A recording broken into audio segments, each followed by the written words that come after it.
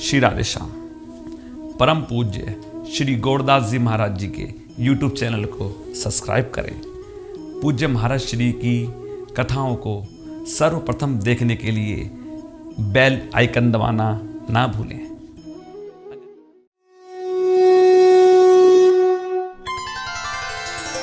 गीता ज्ञान दाता है, गीता वैराग्य दाता है, गीता भक्ति दाता है। बंधुओं, श्रीमद् भगवद गीता के महात्म्य वर्णन है। एकम शास्त्रम देवकी पुत्र गीतम, एको देवो देवकी पुत्र एव, एको मंत्रस्य तस्य नामानि यानि, कर्माप्येकम तस्य देवस्य सेवा। देवकी नंदन भगवान श्री कृष्ण का कहा हुआ गीता शास्त्र ही एकमात्र उत्तम शास्त्र है। भगवान श्री कृष्ण ही एकमात्र महान देवता हैं और उन श्री कृष्ण का नाम ही एकमात्र मंत्र है और उन श्री कृष्ण की सेवा ही एकमात्र कर्तव्य कर्म है।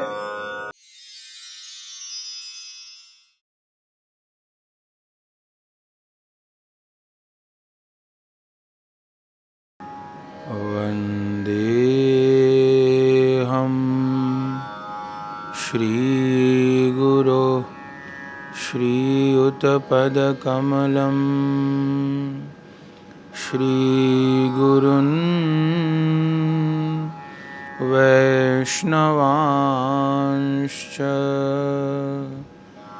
श्रीरूपं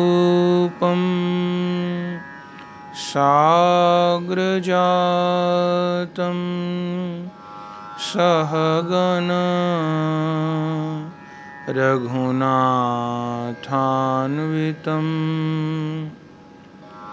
तं सजीवं साद्वैतं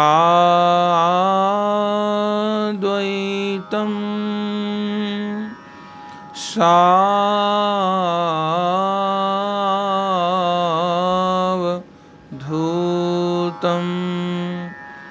परिजन सहितं, श्री कृष्ण चैतन्य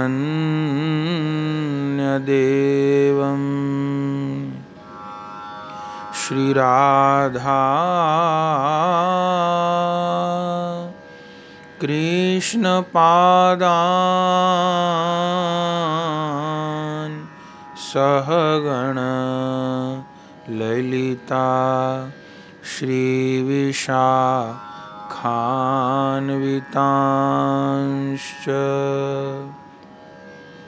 हरे कृष्ण कृष्ण कृष्ण हरे हरे, हरे राम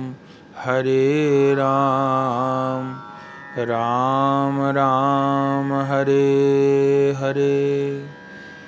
भजनिताय गौर राधे श्याम, जप हरे कृष्णा हरे राम।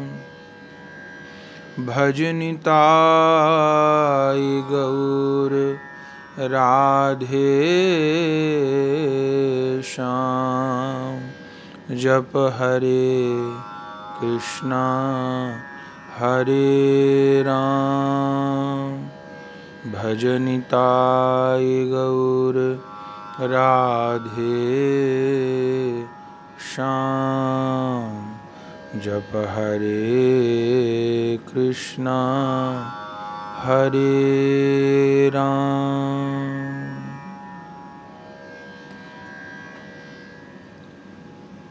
परम करुण पतित पावन अशरण शरण दीन बंधु नवद्वीप बिहारी श्री निताई गौर हरि सरकार, वृंदावन बिहारी श्री राधा माधव युगल सरकार, श्रीमद् राधा रमन चरण दास देव, श्री बड़े बाबा जी महाराज, श्री सद्गुरुदेव की अकारण करुणा के फल स्वरूप श्री कृष्ण की दिव्य वाणी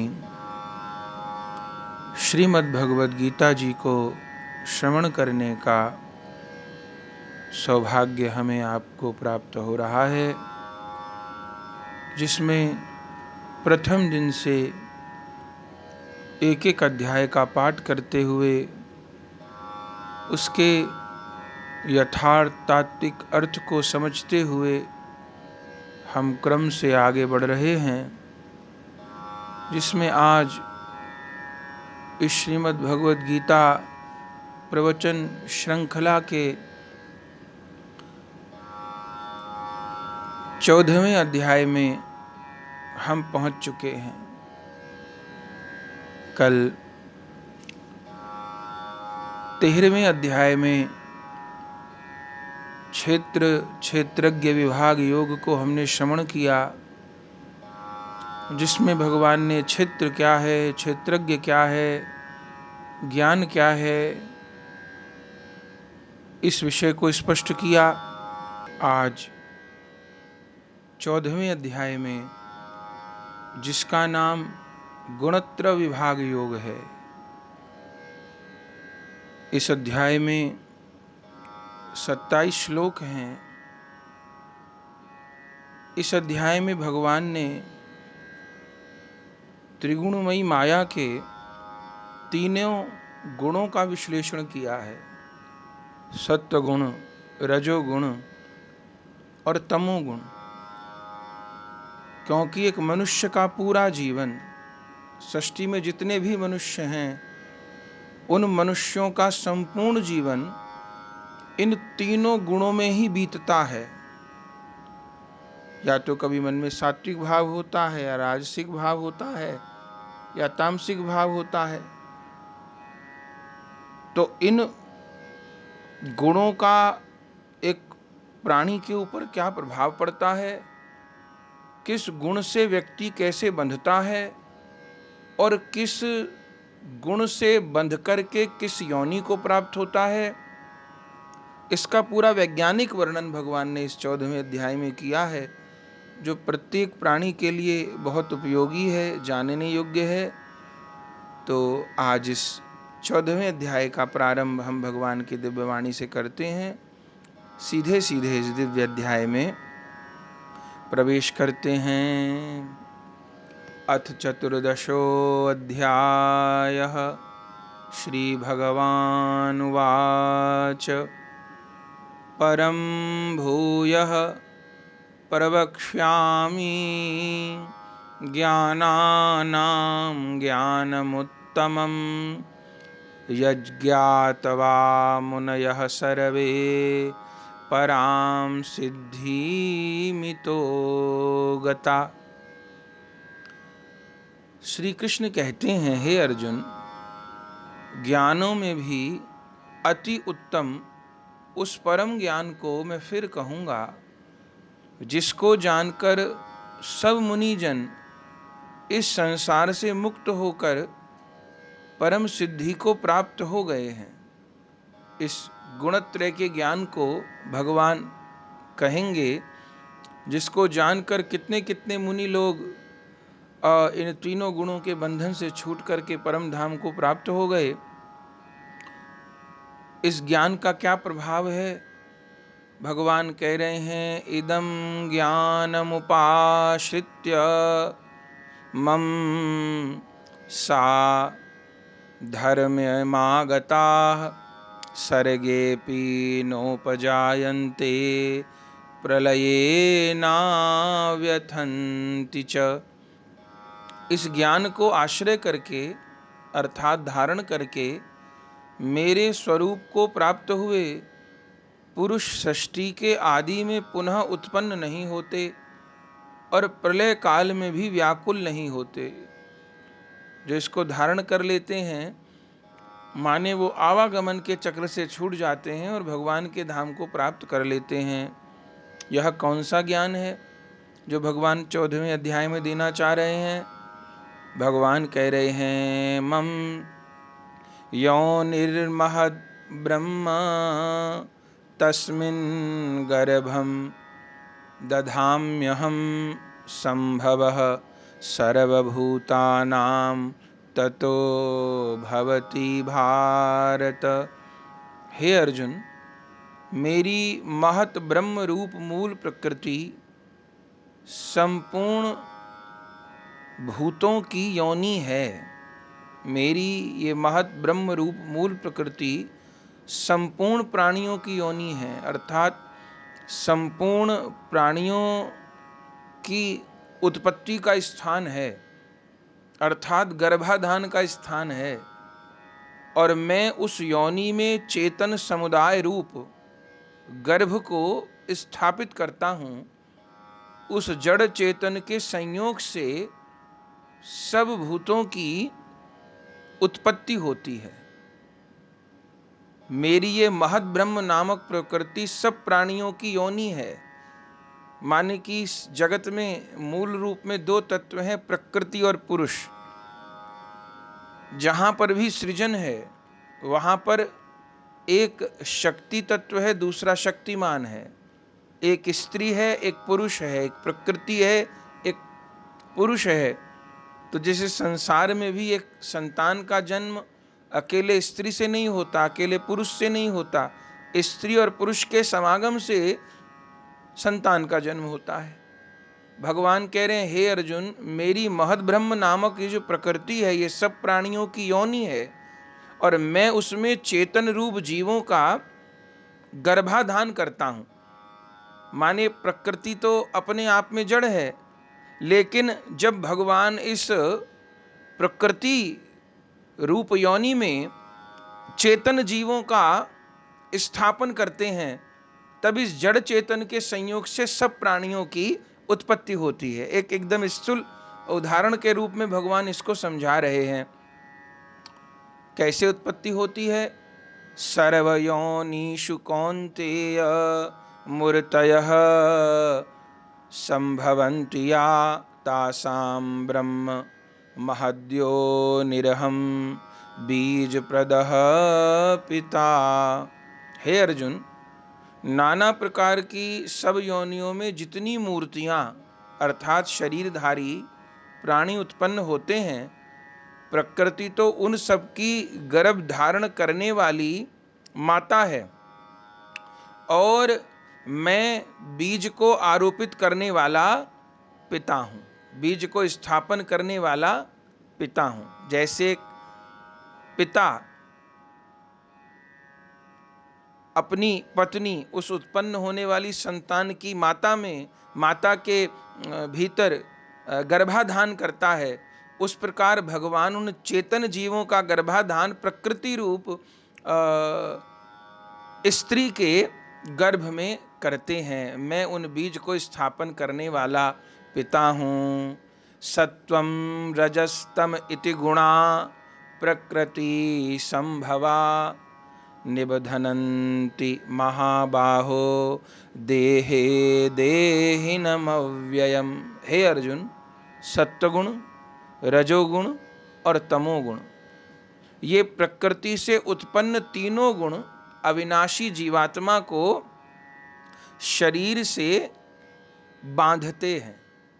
माने कि उत्पन्न हुए, अब भगवान ही आत्म रूप में विराजमान है, भगवान की शक्ति के द्वारा ही उत्पन्न हो रहे हैं, तो भगवान में बंधना चाहिए ना, भगवान में विराजमान होना चाहिए ना।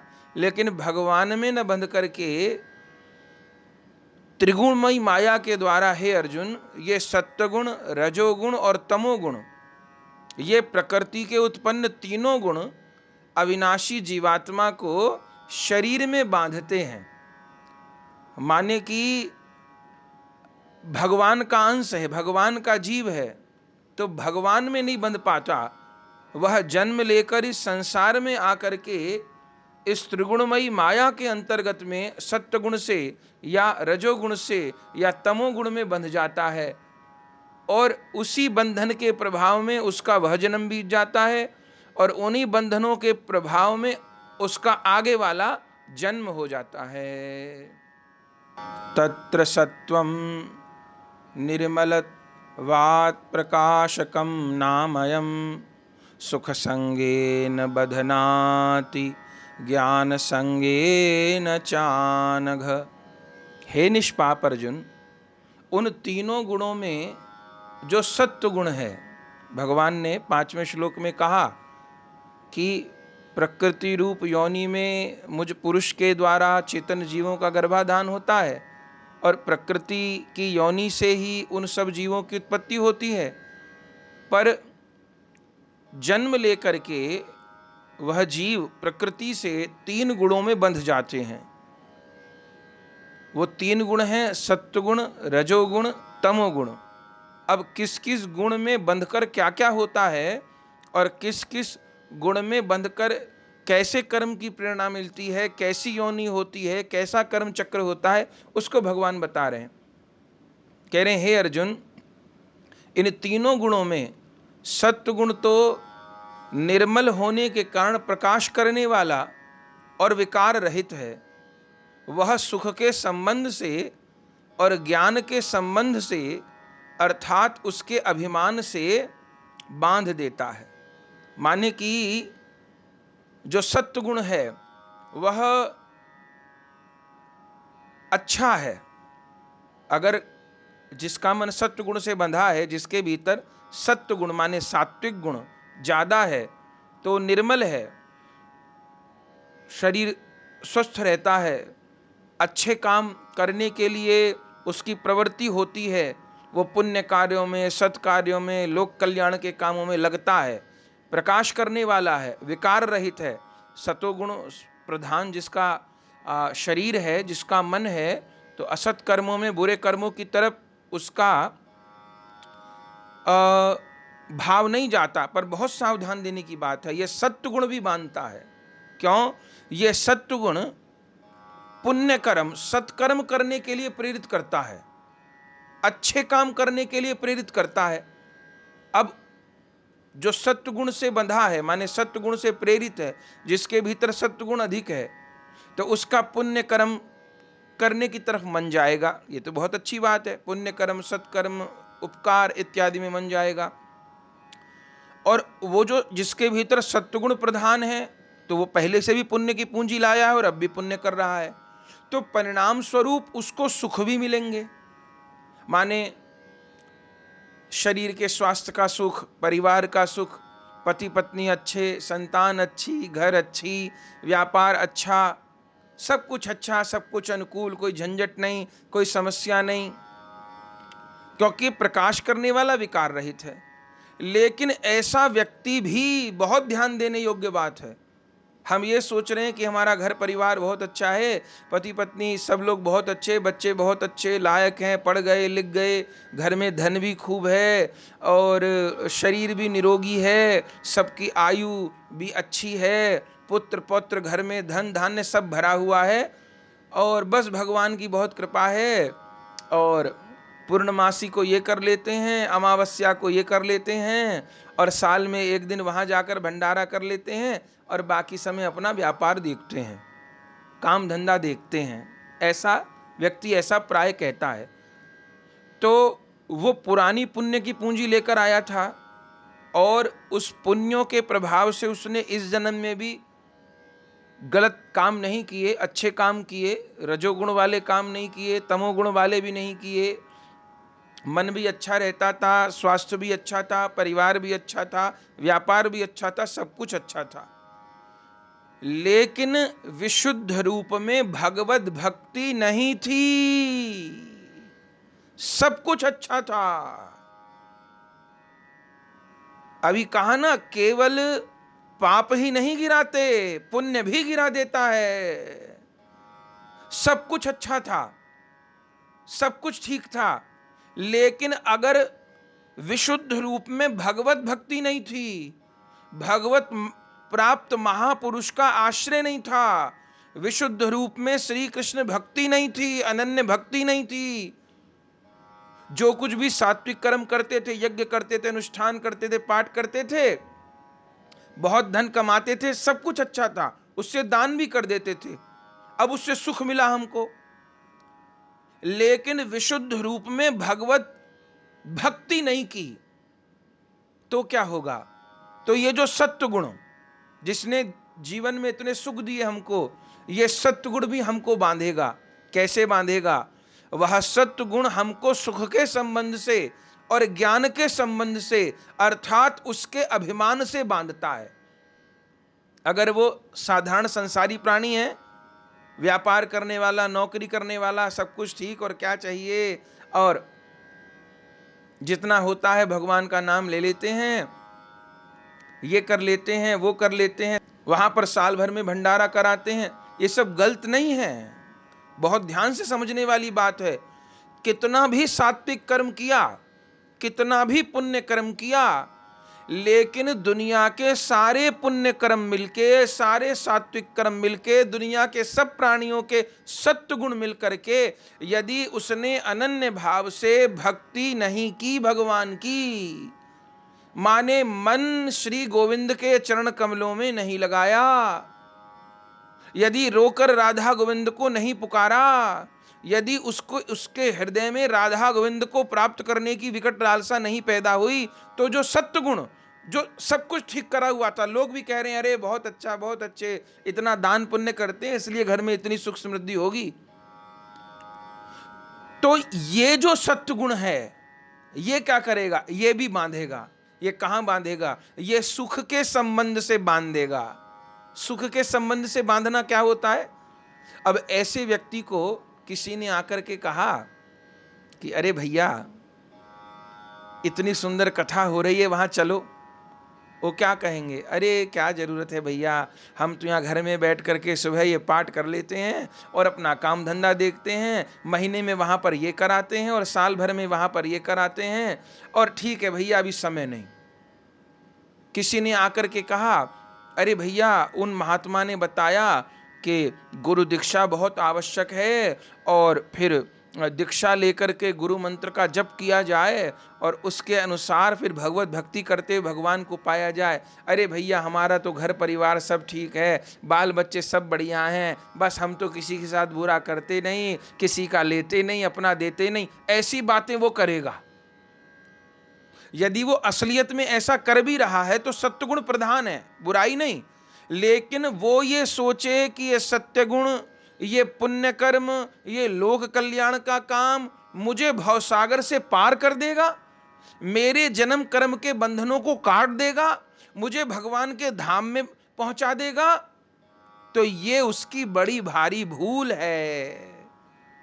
पढ़ सकते हैं, 6वां श्लोक है 14वें अध्याय का, मन से बना के नहीं बोल रहे। यह सत्य गुण भगवान कह रहे हैं, तीनों गुणों में सत्य गुण निर्मल होने के कारण, बहुत निर्मल, बहुत अच्छा, प्रकाश करने वाला है, विकार रहित है, सुख देने वाला है, आराम देने वाला है। ऐसा व्यक्ति ज्ञान भी अर्जित कर लेता है, ग्रंथों को भी पढ़ लेता है, शिक्षक बन जाता है, ऊंचा कोई वक्ता बन जाता है, लेकिन वह भी बंधता है अगर वो इस सत्य गुण के साथ में भगवत भक्ति नहीं करता। वो कहां बंधता है? वो सुख के संबंध से बंधता है। अब मुझे तो सब सुख मिल रहे हैं, अरे भगवान की भक्ति वो करें जिन्हें दुख हो, अरे भगवान की भक्ति वो करते होंगे, पाठ वो करते होंगे, वो श्री कृष्ण के लिए एकांत में वो रोते होंगे जिनका व्यापार नहीं चल रहा, जिनके बाल बच्चे ठीक नहीं हैं, जिनका स्वास्थ्य ठीक नहीं है, वो भगवान के आगे रोते होंगे। अरे मेरा तो सब कुछ ठीक, मैं भगवान को रो के क्यों पुकारूं? तो वो सुख जो उसको प्राप्त हो रहा है अपने सत्य गुण के पुण्य के प्रभाव से, वो उसको संसार में बांध देगा। सावधान। और कैसे बंधेगा सत्य गुण? ज्ञान के संबंध से, अर्थात उसके अभिमान से बंध जाएगा। कैसे? अरे क्या सुनने जाएं, मुझे सारे पुराण याद हैं, पूरी गीता याद कर रखी है मैंने, प्रतिदिन 25 साल से गीता पाठ कर रहा हूं, 25 साल से 50 साल से रामायण पाठ कर रहा हूं, कोई चौपाई बोलो, आधी चौपाई बोलो, आधी मैं अपने आप सुना दूंगा। अरे वहां राम कथा सुनने चलो, अरे क्या सुनोगे, हमको पूरी याद है। माने घर का सब कुछ ठीक है, घर में बहुत सुखपूर्वक रह रहा है, तो वो सुख का संबंध उसको बांध देगा। यदि उसके पास ज्ञान बहुत है तो उस ज्ञान का अभिमान उसको बांध देगा। तो भले कितने कितने सत्वगुण से प्रभावित होकर पुण्य कर्म कर लिए, या सत्वगुण बहुत उच्च था तो कितनी पोथी पढ़ ली, कितनों को समझा दिया, कितना कुछ कर दिया, लेकिन सब कुछ करके, ये सत्वगुण तो फिर अच्छे कामों में लगाता है, इसमें कोई बुराई नहीं, बहुत अच्छा है। वो सत्वगुण खूब आगे बढ़ाएगा, समाज में खूब सम्मान दिलवा देगा, खूब धन दिलवा देगा, खूब ऊंचाई पर पहुंचा देगा, बड़े बड़े विद्वान लोग प्रणाम करने लग जाएंगे। लेकिन तो जानना चाहिए, किसी के जीवन में सब दिखे तो सत्वगुण है उसके, सत्वगुण बुरा नहीं।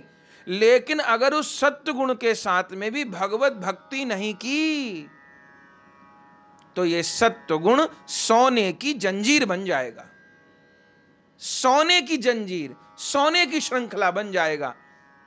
जैसे कि किसी व्यक्ति को जेल खाने में लोहे की जंजीरों से नहीं बांधा, सोने की जंजीरों से बांध दिया। पर जंजीर तो जंजीर, बंधन तो बंधन, लोहे की जंजीर का हो या सोने की जंजीर का हो। तो वह जो सत्वगुण से युक्त व्यक्ति है, जिसको पुण्य कर्म में वहां पर जाकर ये दान दे दूं, मैं वहां पर जाकर ये कर लूं, उस तिथि पर ये कर लूं, मैं इतनी तीर्थ यात्रा कर लूं, मैं ये सत्कर्म कर लूं, ये बुरा नहीं।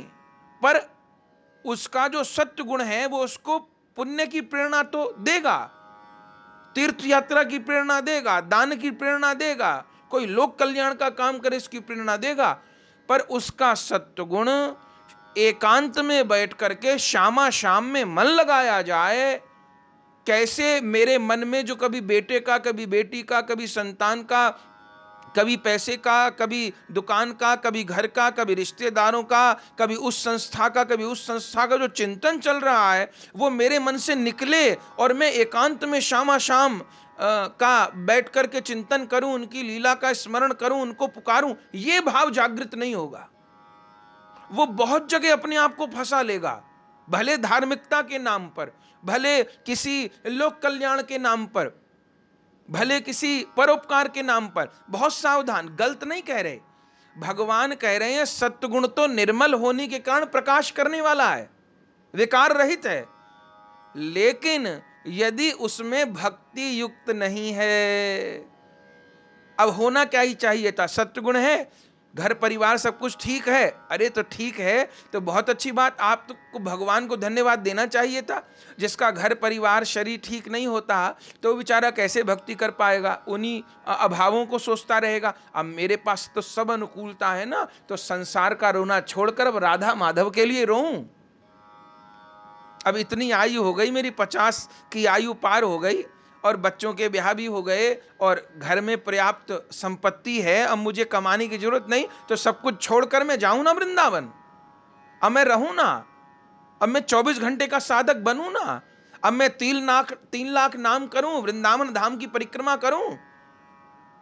मैं क्यों, अब भी जब सब काम हो गए और धन की भी प्रचुरता है, अब मैं किसके लिए रात दिन मशीन की तरह धन कमा रहा हूं, मैं क्यों नहीं धामवास कर लेता, मैं क्यों नहीं अब अपना 24 घंटे का साधक बन जाता हूं, मैं क्यों महीने में एक दिन वृंदावन जा रहा हूं, मैं क्यों वृंदावन वास नहीं करता, मैं क्यों भजन में केवल आधा घंटा, 1 घंटा, 1.5 घंटा ही दे पा रहा हूं, मैं क्यों नहीं 12 घंटे देता।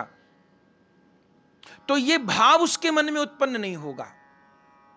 और यदि वह केवल सत्व गुण के कारण पुण्य कर्म में लगा रहा, लोकोपकार के काम में लगा रहा, तो क्या होगा, वह सुख का संबंध और वह ज्ञान का अभिमान, वह प्रभुता का अभिमान उसको इस संसार में बांध देगा। और आगे भगवान कहेंगे वो सारे सत्वगुण मिलकर के, सारे पुण्य कर्म मिलकर के बहुत जोर लगा देंगे, बहुत धक्का दे देंगे, तो उसको स्वर्ग तक पहुंचा देंगे, किसी सिद्ध लोक तक पहुंचा देंगे, किसी ब्रह्म लोक तक पहुंचा देंगे। लेकिन उसके बाद जब तक पुण्य की पूंजी है तब तक वहां रखा जाएगा, और जैसे पुण्य समाप्त होंगे फिर यहां डाल दिया जाएगा। अरे भले इतने पुण्य क्यों ना हो जाएं कि स्वर्ग में जाकर देवता बन जाए, पर देवता बनने के बाद भी एक दिन पुण्य क्षीण होंगे और फिर इस जगत में आना पड़ेगा, फिर आवागमन के चक्र में पड़ना पड़ेगा। तो सत्वगुण बहुत अच्छा, लेकिन सत्वगुण से भी यदि भक्ति युक्त नहीं हुई तो वह अकेला सत्वगुण कोई समझे कि मैं इतने पुण्य कर्म कर रहा हूं, मेरे विचार बहुत अच्छे, मैं किसी को नुकसान नहीं पहुंचाता, बहुत अच्छी बात है, सारे गुण बहुत अच्छे, इनका पालन करे, पर भगवत भक्ति नहीं किए, नाम जप नहीं किए, श्री कृष्ण के लिए विकलता पैदा नहीं किए, राधा माधव को प्राप्त करने के लिए आकुल व्याकुल भाव नहीं हुआ, राधा माधव के उस मधुर रूप का ध्यान चिंतन चित्त में नहीं किया, स्वयं को उनका दास दासी जो कोई संबंध अच्छा लगता है वो नहीं माने संबंध, भगवत प्राप्त वैष्णवाचार्य गुरु महापुरुष की शरणागति स्वीकार नहीं किए, तो ये पुण्य कर्म, ये सत्गुण स्वर्ग तक ले जाएगा, उसके आगे नहीं। ये सारे सत्य गुण मिल करके भगवत आनंद भगवत प्रेम की प्राप्ति तो क्या, मुक्ति भी नहीं दे पाएंगे कभी। किसी भी पुण्य लोक में रहकर फिर लौटना होगा, फिर गिरना होगा, क्योंकि यह सत्गुण सुख के संबंध से, शरीरों से और ज्ञान के अभिमान से बांधने वाला है। बहुत ध्यान देने योग्य बात है। सत्गुण अधिक हो तो ये, अब भगवान कह रहे हैं यदि रजोगुण वाला व्यक्ति है तो क्या होगा। भगवान आगे 7वें श्लोक में कह रहे हैं, रजो रागात्मकम विद्धि तृष्णा संग समुद्भवम तन्नी बधनाति कौन्तेय कर्म संगे न देहिनम। भगवान कहते हैं, हे अर्जुन, जो राग रूप रजोगुण को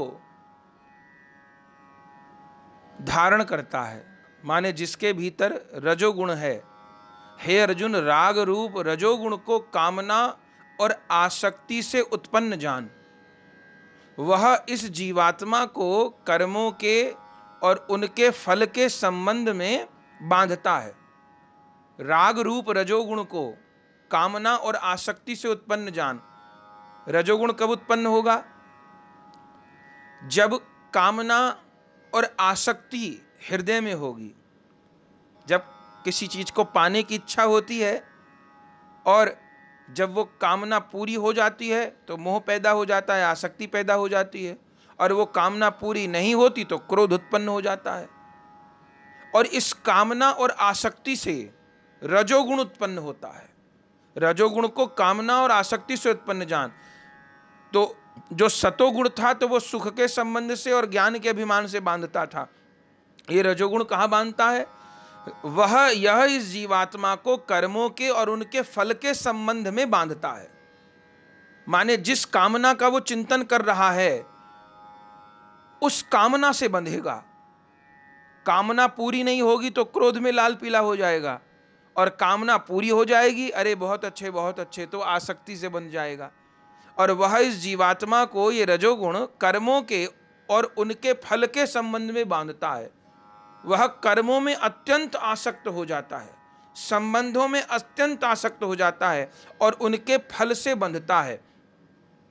माने जिसके भीतर रजोगुण प्रधान होगा उसके भीतर बस रात दिन कैसे मैं अपनी आमदनी बढ़ाऊं, कैसे मैं अपने व्यापार को बढ़ाऊं, कैसे मैं इस समाज में सबसे आगे निकल जाऊं, अरे उस पड़ोसी के पास मेरे से बड़ी गाड़ी कैसे है, अभी थोड़ी गाड़ी थी पर थोड़ी छोटी थी, चैन से रह रहे थे, कोई मन में तकलीफ नहीं थी, लेकिन पड़ोसी के पास उससे बड़ी गाड़ी आ गई, अब वो और मेहनत करने लगा, केवल किस लिए कि अब उससे बड़ी गाड़ी मैं लाऊं।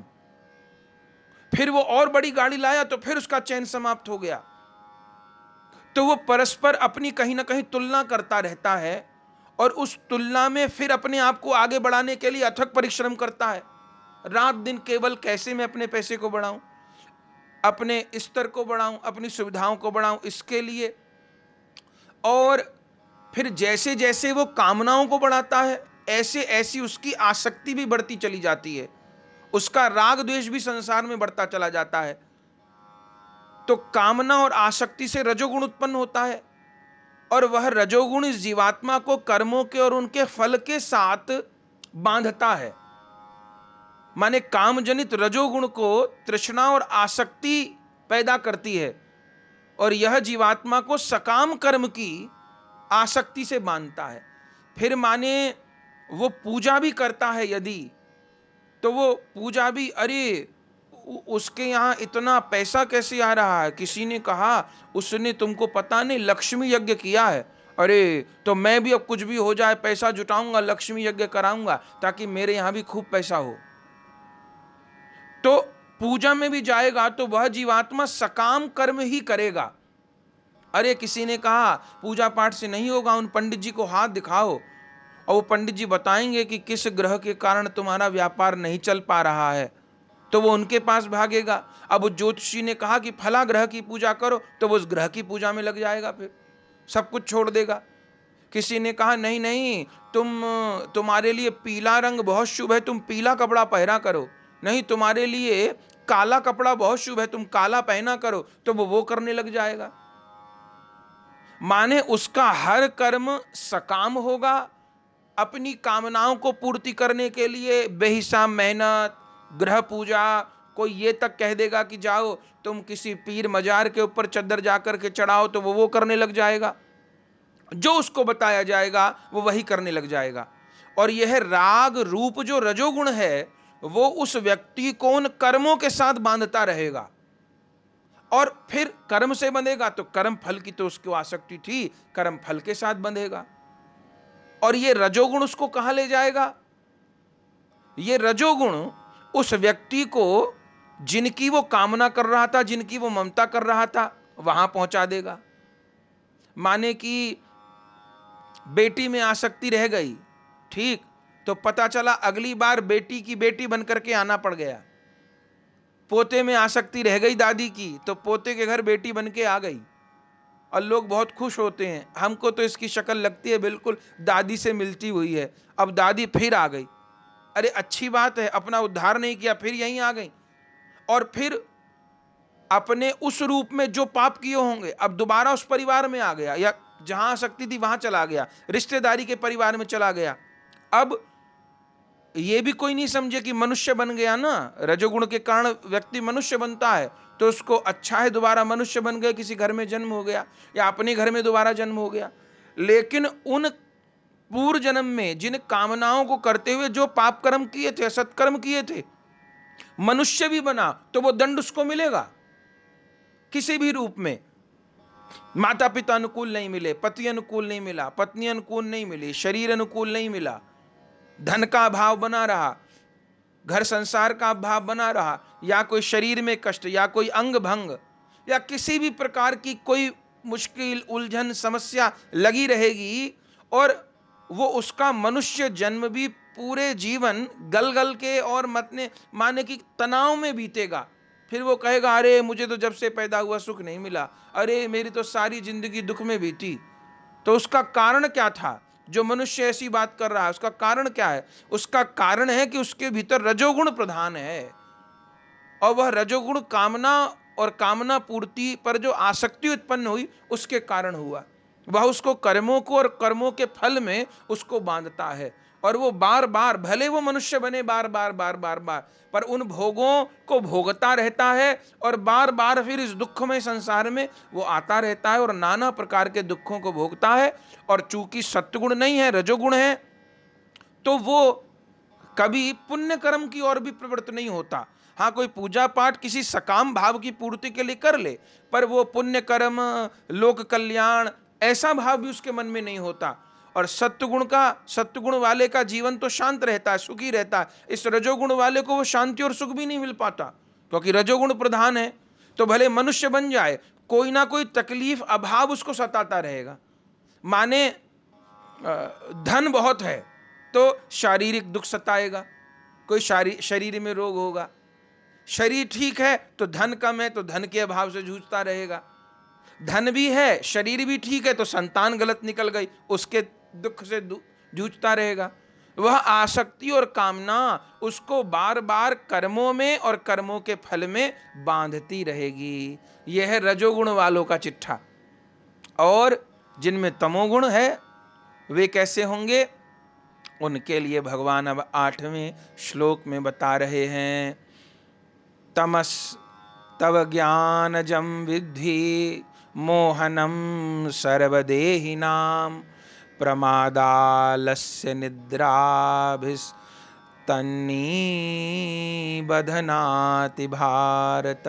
हे अर्जुन, सब देहाभिमानियों को मोहित करने वाले तमोगुण को तू अज्ञान से उत्पन्न जान। वह इस जीवात्मा को प्रमाद में, आलस में और निद्रा के द्वारा बांधता है। माने यह तमोगुण तो अज्ञान से तो सबसे निकृष्ट हो गया, जो तमोगुण है वो सब जीवों को मोहने वाले तमोगुण को भगवान कहते हैं तो अज्ञान से उत्पन्न जान।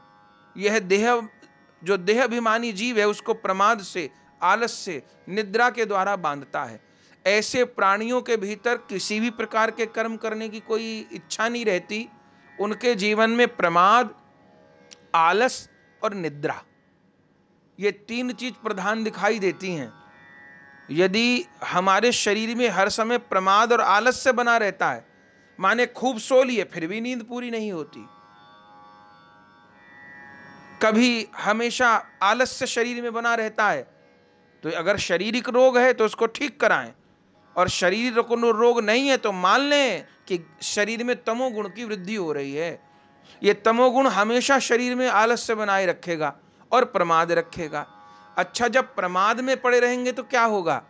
तो प्रमाद में पड़े रह करके कभी भी सत्वगुण में मन जाएगा तो आशा नहीं, किसी पुण्य कर्म में, सत्कर्म में मन जाएगा तो आशा नहीं। रजोगुण भी नहीं रहेगा। रजोगुण वाला कम से कम पैसा कमाने के लिए रात दिन पागल की तरह लगा हुआ है। ये तमोगुण प्रधान व्यक्ति से वो भी नहीं होगा। वो क्या करेगा? वो गलत तरीके से पैसा कमाने का अभ्यास करेगा, झटके से कमाई आए, मेहनत से ना हो पैसा हासिल। और दूसरा, वह फिर प्रमाद में पड़ा हुआ गलत कर्मों की तरफ आकृष्ट होगा। भले वो वैश्यावृत्ति हो, भले वो जुहा हो, भले वो हिंसा हो, दुनिया के जो भी बुरे कर्म हैं उनकी तरफ इस तमोगुण प्रधान व्यक्ति के आकर्षित होने की पूरी पूरी संभावना रहती है, और वह अपने आलस्य प्रमाद में बंध जाता है और पाप कर्म की ओर प्रवृत्त हो जाता है, और इन्हीं तमोगुण से बंधा रह जाता है। उसकी क्या गति होती है? सत्वगुण वाले तो पुण्य योनियों को प्राप्त हो जाएंगे, स्वर्ग चले जाएंगे, किसी सिद्ध लोक में चले जाएंगे, देवता क्यों ना बन जाएं, पर भक्ति नहीं किए तो वापस इस जगत में लौट के आना पड़ेगा। रजोगुण वाले शरीर में, परिवार में ही काम ना किए तो पुनः पुनः किसी न किसी परिवार में, अपने परिवार में जिसमें थे या किसी दूसरे परिवार में जन्म लेंगे, फिर मनुष्य रूप में उन भोगों को भोगेंगे। और तमोगुण वाले को तो मनुष्य शरीर ही प्राप्त नहीं होगा। जिसके भीतर तमोगुण प्रधान है उसको लिख लेना चाहिए कि अब आगे उसको पशु योनि ही प्राप्त होने वाली है। और पशु योनि में भी फिर तमोगुण का अलग अलग स्तर है। तमोगुण भी किस प्रकार का था? केवल प्रमाद आलस था कि साथ में वेश्यावृत्ति भी थी, कि साथ में जुआ भी था, कि साथ में मदिरा भी थी, कि साथ में जीव हत्या भी थी, मांस खाना भी था, क्या क्या था। तो जितनी जितनी मात्रा में पाप थे, अब ये तो निश्चित ही हो गया कि तमोगुण के कारण पशु में जाना पड़ेगा। फिर पशुओं में भी बहुत कैटेगरी हैं। कैसे पशु बनेंगे? कैसा पशु बनेंगे? कीट बनेंगे कि मच्छर बनेंगे कि जलचर बनेंगे कि नवचर बनेंगे कि थलचर बनेंगे, क्या बनेंगे? और उस पशु शरीर में भी सुविधा में जीवन बीतेगा कि उसमें भी कोई रोगी बनेंगे, किसी के द्वारा खाए जाएंगे, कि नाली में गिरेंगे, कि क्या होंगे, कि सड़क पर किसी ट्रक और गाड़ी के नीचे कुचले जाएंगे। तो वह तमोगुण निश्चित जीव को पशु योनि में अथवा नरक में ले जाने वाला है। इन तीन गुणों का भगवान वर्णन किए। अब 9वें श्लोक में भगवान तीनों गुणों की साथ में चर्चा कर रहे हैं। क्या कह रहे हैं? भगवान कह रहे हैं सत्वं सुखे संजयति रजः कर्मणि भारत ज्ञानमावृत्य तु तमः प्रमादे संजयत्युत। हे अर्जुन, सत्वगुण सुख में लगाता है, ठीक, और रजोगुण कर्म में लगाता है, और तमोगुण तो ज्ञान को ढककर प्रमाद में ही लगाता है। सतोगुण सुख में बांधेगा, भी सुना, सब सुख सुख सुख, सब कुछ अनुकूलता, माने कि पुत्र बहुत नलायक निकल गया, दुख देने वाला निकल गया, वही संकट की बात नहीं है। पुत्र बहुत आज्ञाकारी और सेवा करने वाला है, यह भी सोचने वाली बात है। पुत्र ने दुख दिया, सेवा नहीं की, माँ बाप का अपमान किया, ये तो दुख की बात है ही। लेकिन पुत्र बहुत आज्ञाकारी था, बहुत सेवा करने वाला, तो ये भी विचारणीय बात है। क्यों? कि जो पुत्र योग्य नहीं था, नालायक था, उसने तो दुख दिया, तो वो दुख मिल ही रहा है। और जो पुत्र बहुत सेवा करता था, बहुत आज्ञाकारी था, उसमें डर यह है कि उस पुत्र में आसक्ति हो जाएगी और उस आसक्ति के कारण फिर इस संसार में आना पड़ जाएगा, फिर आवागमन के चक्र में आना पड़ जाएगा।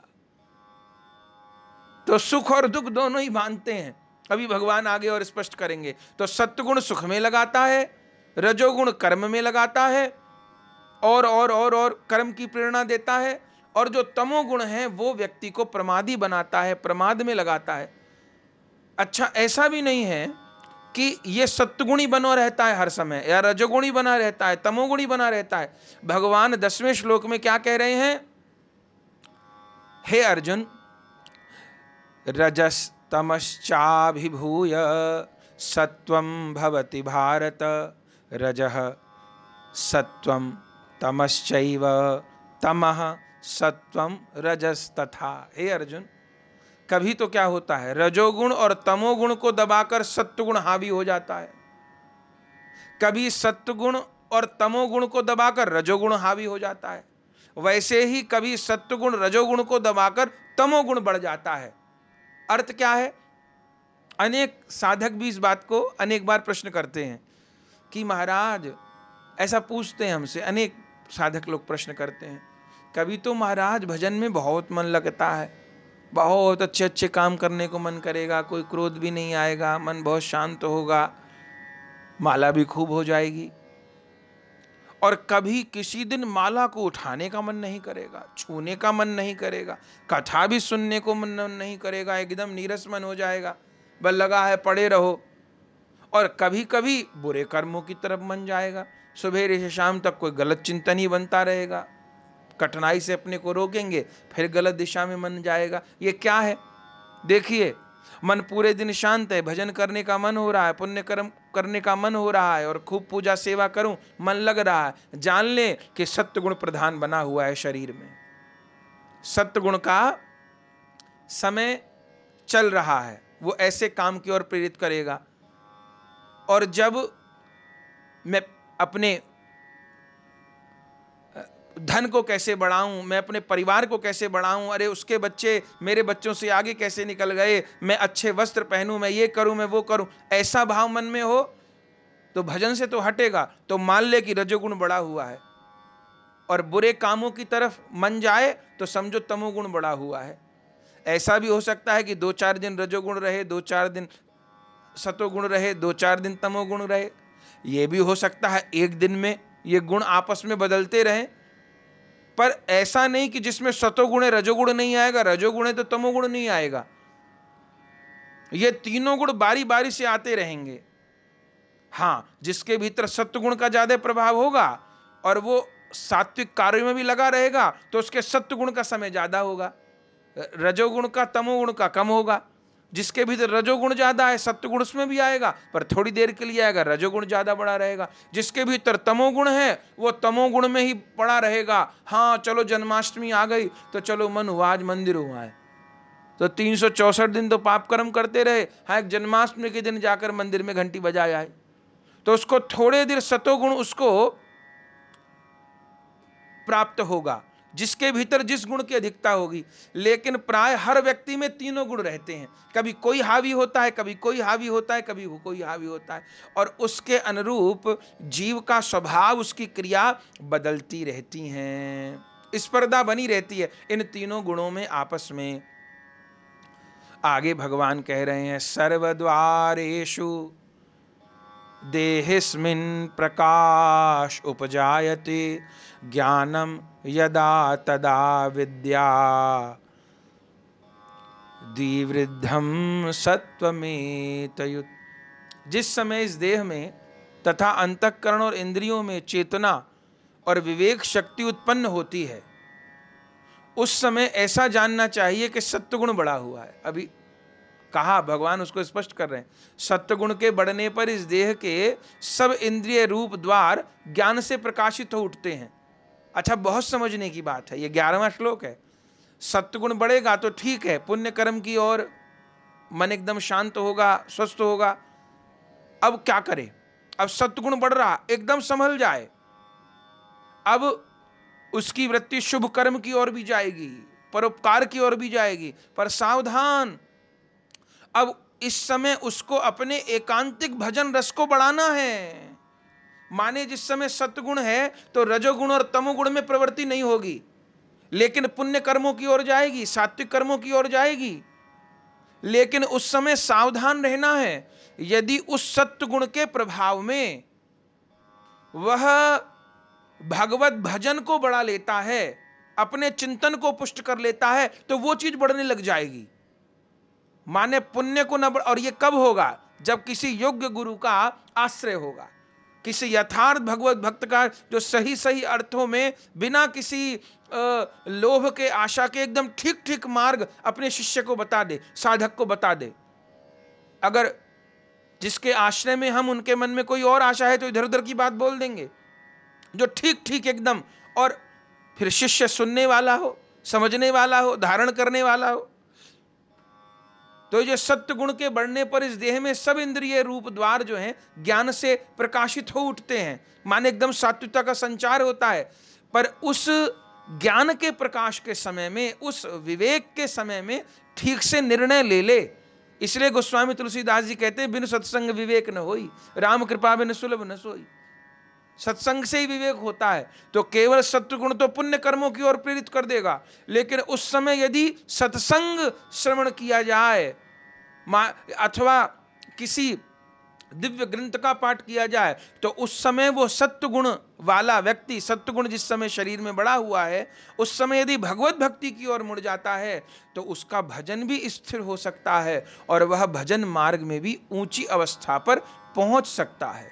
तो सत्वगुण में ज्ञान का प्रकाश हृदय के भीतर होता है, सात्विकता का प्रकाश होता है। लेकिन जब रजोगुण होता है तब क्या होता है? लोभः प्रवृत्तिरारंभ कर्मणामशमः स्पृहा रजस्येतानि जायन्ते विवृद्धे भरतर्षभ। हे अर्जुन, रजोगुण के बढ़ने पर लोभ, प्रवृत्ति, स्वार्थ बुद्धि से कर्मों का सकाम भाव से आरंभ, अशांति और विषय भोगों की लालसा, ये सब उत्पन्न होते हैं। जब रजोगुण बढ़ता है तो लोभ बढ़ेगा, अब लोभ बढ़ेगा तो फिर और प्रवृत्ति बढ़ेगी, स्वार्थ बुद्धि से कर्मों का सकाम भाव से आरंभ होगा। माने कि भले उस समय कोई लगे कि अच्छा काम भी हो रहा है, पर वो स्वार्थ बुद्धि से सकाम भाव से किसी कामना पूर्ति के कारण ही होगा। माने किसी ने ये भी कहा कि हनुमान चालीसा का पाठ करो, तो वो हनुमान चालीसा कितने दिन पढ़नी है और उस हनुमान चालीसा पढ़ने से क्या होगा, उतने दिन पढ़ेगा, और फिर 10-20 दिन 40 दिन में वो हनुमान चालीसा तक भी छोड़ देगा। कोई कहेगा कि जाओ शंकर जी को जाकर के जल चढ़ाओ, तो 10-20 दिन तो करेगा, और काम पूरा हो गया तो भी छोड़ देगा, और काम पूरा नहीं हुआ तो कुछ नहीं हुआ शंकर जी को जल चढ़ाने से, इस भाव से छोड़ देगा। तो सकाम भाव से आरंभ होगा रजोगुण के बढ़ने पर। हृदय में अशांति रहेगी उसके, अब कामनाएं तो अशांति पैदा करेंगी, मन में संकल्प विकल्प क्या होगा, ये होगा कि नहीं होगा, ये भाव रहेगा, और विषय भोगों की लालसा भी उसके चित्त में बढ़ती जाएगी। ये रजोगुण से ये सब चीजें उसके मन में उत्पन्न होंगी, माने ये सब रजोगुण के लक्षण हैं। और तमोगुण में क्या होगा? अप्रकाशो प्रवृत्तिश्च प्रमादो मोह एव च तमस्येतानि जायन्ते विवृद्धे कुरु नंदन। हे अर्जुन, तमोगुण के बढ़ने पर अंतःकरण और इंद्रियों में अप्रकाश, सत्वगुण में इंद्रियों को प्रकाश मिल रहा था, तमोगुण के बढ़ने पर अंतःकरण और इंद्रियों में अप्रकाश, माने कि अंधेरा, कर्तव्य कर्मों में भी अप्रवृत्ति, अब कर्तव्य कर्म करने का भी नहीं मन करेगा। जो एक मनुष्य के लिए कर्तव्य कर्म बताएं वो भी नहीं होंगे उससे, कर्तव्य कर्मों में भी अप्रवृत्ति होगी, और प्रमाद अर्थात व्यर्थ चेष्टाएं होंगी, और निद्रादि अंतःकरण की मोहिनी वृत्तियां, ये सब उत्पन्न होंगे। तमोगुण में तो सब कुछ बुरा ही बुरा होगा, अच्छा कोई नहीं होगा, उसके क्रियाहीनता उसके अंदर आ जाएगी, अंधकार ही उसके हृदय में बढ़ने लग जाएगा। अब भगवान ये बता रहे हैं कि किस गुण में शरीर छूटने पर क्या होगा। क्या कह रहे हैं प्रभु? यदा सत्वे प्रवर्धेतु प्रलयम याति देहभृत तदोत्तम विदाम लोकानम लान प्रतिपद्यते। जब यह मनुष्य सत्व गुण की वृद्धि में मृत्यु को प्राप्त होता है, तब तो उत्तम कर्म करने वालों के निर्मल दिव्य स्वर्गादि लोगों को प्राप्त होता है। अभी कहा ना, सत्वगुण शरीर में था और विशुद्ध भक्ति नहीं किए, प्रेमा भक्ति नहीं किए, पुण्य कर्म किए, सत्कर्म भी किए, यज्ञ भी किए, भक्ति दिखने वाला कर्म भी किए, भक्ति जैसा दिखने वाला कर्म भी किए, पर भगवत प्राप्ति के लिए नहीं किए। वह कर्म किसी पुण्य लोक की प्राप्ति के लिए किए, सुख की प्राप्ति के लिए किए, या ज्ञान अर्जन के लिए किए। जैसे ये गीता सुनाई जा रही है, तो मुख्य रूप से 3 लोग गीता जी सुन रहे हैं। कौन कौन? एक तो अर्जुन सुन रहे हैं, दूसरे हस्तिनापुर में बैठे संजय भी सुन रहे हैं, और तीसरे धृतराष्ट्र भी सुन रहे हैं। संजय के मुख से वो भी सुन रहे हैं ना, लेकिन तीनों बिल्कुल अलग अलग हैं। अर्जुन क्यों सुन रहे हैं? अर्जुन सुन रहे हैं करने के लिए, माने जो भगवान ज्ञान देंगे उसको वो अपने आचरण में ढाल लेंगे, इसके लिए सुन रहे हैं वो। तो अर्जुन तो अपनाने के लिए, अमल करने के लिए सुन रहे हैं, ठीक। और संजय क्यों सुन रहे हैं? संजय केवल सुनाने के लिए सुन रहे हैं, क्योंकि उनको धृतराष्ट्र को सारी बात सुनानी है। तो संजय केवल सुनाने के लिए सुन रहे हैं। और धृतराष्ट्र क्यों सुन रहा है? धृतराष्ट्र ना अमल करने के लिए सुन रहा, ना उसको किसी को प्रवचन देना है, सुनाना है, इसलिए सुन रहा है। वो केवल कौतूहल में सुन रहा है, क्या हुआ युद्ध के मैदान में, क्या हुआ, मेरे बेटे क्या कर रहे हैं, पांडु के बेटे क्या कर रहे हैं, श्री कृष्ण क्या कर रहे हैं, वह भीष्म क्या कर रहे हैं, द्रोणाचार्य क्या कर रहे हैं। वो जिज्ञासा के लिए, चलो सुनते हैं क्या है। तो तीनों सुन रहे हैं, वही बात सुन रहे हैं, भगवान का दिया ज्ञान सुन रहे हैं। अंतर कितना बड़ा है। तो हमको भी यह सोचना है कि हमको गीता सुनते हुए धृतराष्ट्र बनना है कि संजय बनना है कि अर्जुन बनना है। अर्जुन करने के लिए सुन रहे हैं, संजय सुनाने के लिए सुन रहे हैं, और धृतराष्ट्र केवल जिज्ञासावश सुन रहे हैं। तो भगवान कह रहे हैं ये जो सत्वगुण है ये उत्तम लोकों की प्राप्ति करवा देगा। सत्वगुण में यदि शरीर छूट गया, स्वर्गाधिक लोकों को प्राप्त करा देगा। पर भगवान के आए हैं क्षीण पुण्य मृत्यु लोकम वसंती, कितने ऊंचे लोक में चले जाओ तब तक रखा जाए जब तक पुण्य, फिर नीचे गिरा जाएगा। और रजोगुण बढ़े, तमोगुण बढ़े, उसमें मृत्यु हो जाए तो क्या होगा? आगे भगवान वो बता रहे हैं, रजसी प्रलयम गत्वा कर्म संगिषु जायते तथा प्रलीनस तमसी मूढ़योनिषु जायते। रजोगुण के बढ़ने पर मृत्यु को प्राप्त होकर कर्मों की आसक्ति वाले मनुष्यों में उत्पन्न होता है। अभी पीछे के आए भगवान उसी बात को कह रहे हैं।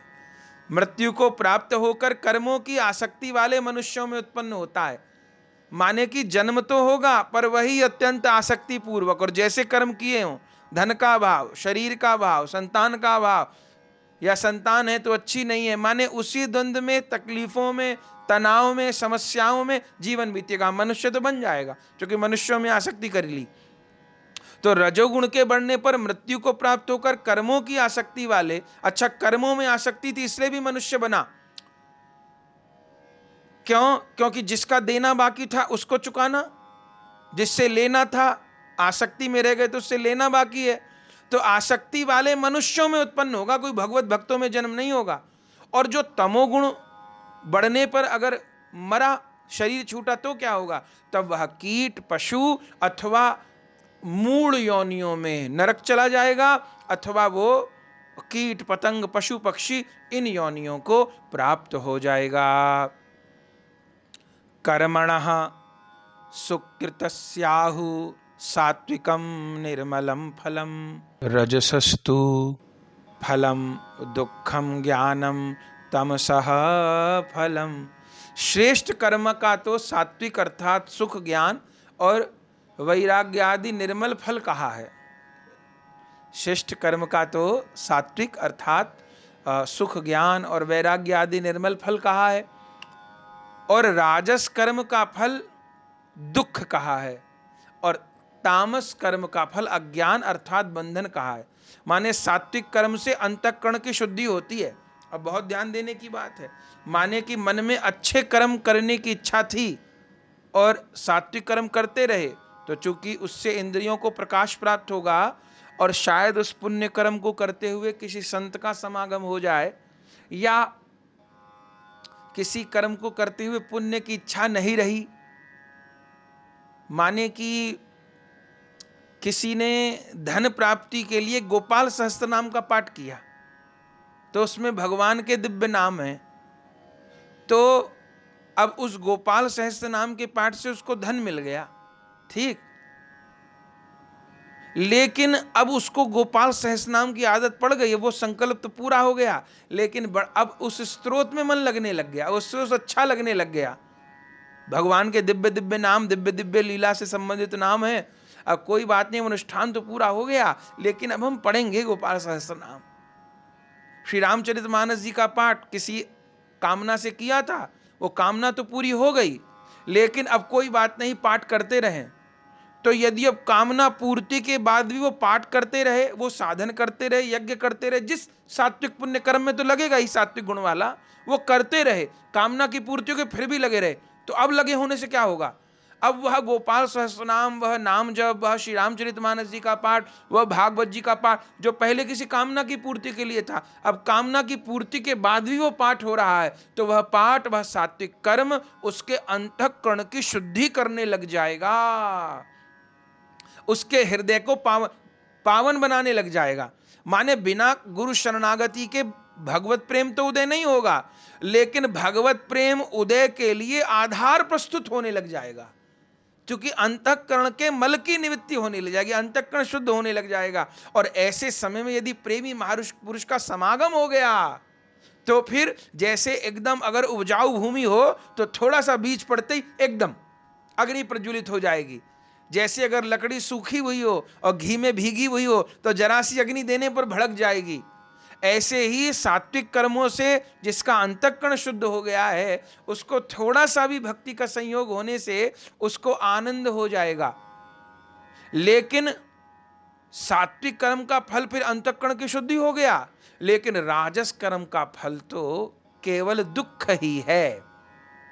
माने जिस योनि में था, राजसिक भाव के कारण पागल की तरह पैसा कमाने में लगा था, अपना स्टैंडर्ड ऊंचा करने में लगा था, कभी उससे होड़ कभी उससे होड़ करते हुए क्या क्या कर रहा था, तब दुख पाया।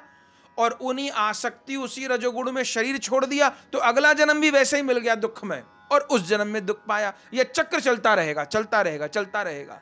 तमोगुण नहीं था तो पशु योनि में तो नहीं जाएगा, मनुष्य बनता रहेगा, पर उस कर्म और कर्म फल की आसक्ति के कारण उसको दुख ही मिलता रहेगा। और तामस कर्म में लगा है, तमोगुण में लगा है, तब तो उसको पशु योनि में जाना पड़ेगा, क्योंकि उस तमोगुण का जो फल है वो तो अज्ञान ही है। आगे प्रभु इन्हीं बातों को फिर स्पष्ट कर रहे हैं। सत्वा संजायते ज्ञानम रजसो लोभ एव च प्रमाद मोहो तमसो भवतो ज्ञानमेव च। सत्वगुण से ज्ञान उत्पन्न होता है, रजोगुण से निसंदेह लोभ उत्पन्न होता है, तमोगुण से प्रमाद और मोह उत्पन्न होते हैं, और अज्ञान उत्पन्न होता है, जिससे अंततः उसका नाश हो जाता है। उधर्वम गच्छन्ति सत्वस्था मध्ये तिष्ठन्ति राजसा जघन्य गुण वृत्तिस्था अधो गच्छन्ति तामसा। सत्वगुण में स्थित पुरुष स्वर्ग आदि उच्च लोकों को जाते हैं, अभी श्रवण किया। रजोगुण में स्थित राजस पुरुष मध्य में रहते हैं, माने मनुष्य लोक में ही रहते हैं, और तमोगुण के कार्य रूप निंदा प्रमाद आलस्य आदि में स्थित तामस पुरुष अधोगति को, कीट पशु अर्थात नीच योनियों को, और अपने अपराधों के फलस्वरूप वह नरकों को प्राप्त होते हैं। नान्यम गुणेभ्य करतारम यदा दृष्टानुपश्यति गुणेभ्यश्च परम वित्ति मदभावम सोधिगच्छति। जिस समय दृष्टा तीनों गुणों के अतिरिक्त अन्य किसी को करता नहीं देखता, और तीनों गुणों से अत्यंत परे सच्चिदानंद घन स्वरूप मुझ परमात्मा को तत्व से जानता है, उस समय वह मेरे स्वरूप को प्राप्त होता है। बहुत ध्यान देने योग्य बात है। अभी तीनों गुणों की क्या महिमा है, तीनों गुणों में शरीर छूट गया तो कौन योनि प्राप्त होगी, तीन गुण उत्पन्न कैसे होते हैं, तीनों गुणों का प्रभाव क्या है, इसको बताया भगवान ने। अब 19वें श्लोक में क्या कह रहे हैं, जिस काल में तू सब कर्मों में तीनों गुणों के अतिरिक्त किसी दूसरे को करता नहीं देखेगा। अब इन तीनों गुणों से बचने का तरीका क्या है कि मन में सत्व गुण आया, मन में रजोगुण आया, मन में तमोगुण आया। भगवान कह रहे हैं तो दृष्टा भाव से, साक्षी भाव से, जैसे समुद्र के किनारे खड़ा व्यक्ति समुद्र की लहरों को देखता है। अरे इतनी ऊंची समुद्र में लहर उठी, लगता था सबको डुबा देगी, बहुत उठी बहुत उठी बहुत उठी, पर तट पर आते आते आते आते फिर रेत में विलीन हो गई। फिर कोई लहर उठी, पर तट पर आते आते वो भी विलीन हो गई। फिर कोई लहर उठी। समुद्र में लगातार लहरें उठती रहती हैं, लेकिन जो दूर तट पर खड़ा है वो लहरों का आनंद लेता है, उनमें भीगता नहीं। कोई समुद्र का नमकीन पानी उसको जलन नहीं देता, कोई समुद्र के किनारे की रेत उसको दुख नहीं देती। तो जैसे एक समुद्र के तट पर खड़ा व्यक्ति समुद्र की लहरों को देखता है, उसमें फंसता नहीं है, ऐसे भगवान कह रहे हैं जिस समय जिस स्थिति में वह जीव सब कर्मों में तीनों गुणों के अतिरिक्त किसी दूसरे कर्ता को नहीं देखेगा, माने तटस्थ होकर देखेगा अपने आप को। अच्छा, सतोगुण का प्रभाव है, अब रजोगुण का प्रभाव है, अब तमोगुण का प्रभाव है मेरे चित्त में। माने जिसके भीतर रजोगुण बढ़ गया, सतोगुण बढ़ गया, मानिए पुण्य कर्मों की तरफ मन जा रहा है, अब वो अपने को देखे, अरे मेरे भीतर सत्वगुण बढ़ रहा है, पुण्य कर्म उसका परोपकार कर दूं, ऐसा कर दूं, वैसा कर दूं, ये भाव मन में आ रहा है, ठीक है, पर मुझे इस सारे सत्वगुण को पुण्य कर्म में नहीं खर्च कर देना है, मुझे तो भगवत भक्ति करनी है, क्योंकि ये सत्वगुण भी आगंतुक है। अब रजोगुण आ गया, अब खूब पैसा हो, खूब मैं आगे बढ़ूं, ऐसा घर बनाऊं, ऐसी गाड़ी लूं, ऐसा कपड़ा खरीदूं, वो मेरे से आगे कैसे निकल गया, वो मेरे से आगे कैसे निकल गया, मैं और मेहनत करके सबसे आगे निकल जाऊंगा, सबको नीचा दिखा दूंगा, सबसे आगे रहूंगा, ये भाव मन में आने लगे। तटस्थ हो जाए, अरे मेरे मन में रजोगुण आ गया है, मेरा मन ये क्या क्या सोच रहा है, पर मैं इसकी चालबाजी में नहीं फंसूंगा। फिर कभी तमोगुण आ गया, बुरे कर्मों, अरे मैं देख रहा हूं मेरे मन में गलत काम की इच्छा हो रही है, गलत वस्तु खाने की इच्छा हो रही है, मैं इन सबको दृष्टा के रूप में देख रहा हूं। भगवान कह रहे हैं तीनों गुणों के अतिरिक्त किसी दूसरे को कर्ता रूप में जो नहीं देखेगा, इन कर्मों के अतिरिक्त, अपने कर्मों में इन तीनों गुणों के अतिरिक्त किसी दूसरे को कर्ता नहीं देखेगा, और परमेश्वर को इन गुणों से परे देखेगा, उस समय मेरी परा प्रकृति को प्राप्त होगा। माने कि मैं गुणों में लिप्त नहीं हूं, ये गुण अपने आप में बरत करके कभी मेरे मन में कैसा भाव कभी पर मैं उनमें लिप्त नहीं होऊंगा, और मेरे भीतर जो परमात्म स्वरूप से भगवान विराजमान है, आत्म स्वरूप से जो भगवान का अंश विराजमान है, वो इन सब गुणों में नहीं फंस रहा, वह इन गुणों से परे है। माने में आत्म स्वरूप में स्थित हूं, मैं इन गुणों में नहीं फंसूंगा। ये थोड़ी देर के आवेग हैं, लहर हैं, उठ रही हैं, शांत हो जाएगी। ऐसा थोड़ी देर चिंतन करके देखेगा तो उस समय वो मेरी परा प्रकृति को प्राप्त होगा, माने उसको मेरे अनुभव होने का वो समय प्रारंभ हो जाएगा, मेरी अनुभूति की प्रक्रिया प्रारंभ हो जाएगी। उसके लिए आगे भगवान कह रहे हैं, गुणानेतान तित्य त्रिंदेही देह समुद्भवान जन्म मृत्यु जरा दुखैर विमुक्तो मृत मश्नुते।